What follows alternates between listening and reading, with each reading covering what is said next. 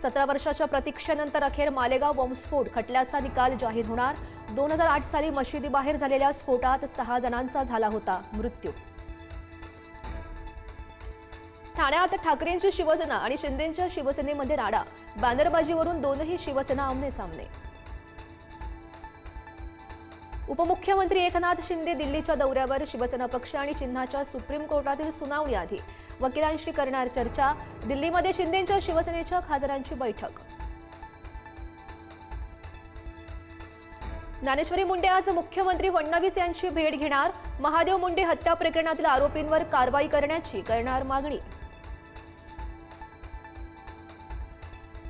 काँग्रेसचे माजी आमदार कैलास गोरंट्याल आज फडणवीस यांच्या उपस्थितीत भाजपमध्ये करणार प्रवेश। आगामी स्थानिक स्वराज्य संस्थांच्या निवडणुकीच्या पार्श्वभूमीवर जालन्यात भाजपची मोर्चे बांधणी, काँग्रेसला धक्का। माझ्यावरचे आरोप सिद्ध न झाल्यास मला पुन्हा एकदा मंत्रिमंडळामध्ये संधी द्यावी, धनंजय मुंडे यांची मुख्यमंत्री देवेंद्र फडणवीस यांच्यासोबत चर्चा। मनसे नेते बाळा नांदगावकर आज मुख्यमंत्री फडणवीस यांना भेटणार। मुंबईतील कोळी समाजाच्या विविध मुद्द्यांवर होणार भेट, राजकीय चर्चांचीही शक्यता। शेतकरी कर्जमाफी, शेत पिकाला हमीभाव, नुकसान भरपाईच्या मुद्द्यावरून महाविकास आघाडी आक्रमक। आज दिल्लीत संसद भवन परिसरात आंदोलन करणार, केंद्राकडे करणार कर्जमाफीची मागणी। ऑपरेशन सिंदूरला तमाशा म्हणणं सेनेचा अपमान करण्यासारखं, सीएम देवेंद्र फडणवीस यांच्याकडून प्रणिती शिंदेंच्या विधानाचा निषेध। एक दिवस संसदीय अधिवेशन रायगडावर घ्या, शरद पवार यांचे खासदार निलेश लंके यांची लोकसभेमध्ये मागणी। पंतप्रधान नरेंद्र मोदींना पत्र लिहित केली विनंती।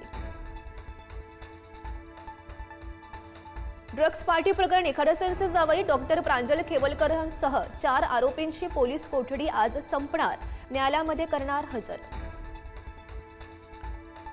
खासगी वैद्यकीय महाविद्यालयांमधील ईडब्ल्यूएस 10% आरक्षण लागू करण्याचा निर्णय सरकारकडून रद्द, विद्यार्थी पालकांच्या आक्षेपानंतर सरकारचा यू-टर्न।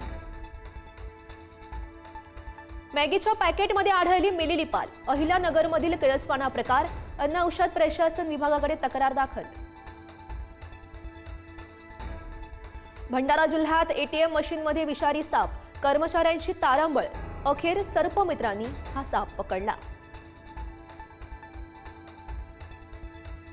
तुळजाभवानी देवीच्या गाभाऱ्यातील दर्शन 10 दिवस बंद, पुरातत्व खात्याकडून मंदिराच्या जीर्णोद्धाराचं काम केलं जाणार, देवीचं मुखदर्शन चालू राहणार।